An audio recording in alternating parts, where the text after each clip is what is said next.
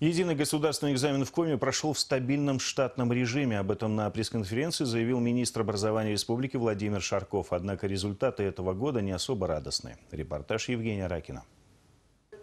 Резко увеличилось количество выпускников, не добравших баллы по обязательным предметам. 218 человек не смогли сдать русский и математику, а стубальников и вовсе вдвое меньше. У нас есть стубальники по информатике, у нас 2 стубальника по литературе. Это все выпускники этого года. И 2 стубальника по географии. Но по географии один из них – это выпускник этого года и один выпускник прошлого года. Зато стали чаще нарушать. Предприимчивые школьники использовали шпаргалки и мобильные телефоны. Все 13 человек были удалены с экзамена. Их результаты были отменены решением Государственной экзаменационной комиссии. А в отношении участника ЕГЭ, который выложил контрольно-измерительный материал в сеть интернет, было возбуждено дело об административном правонарушении и передано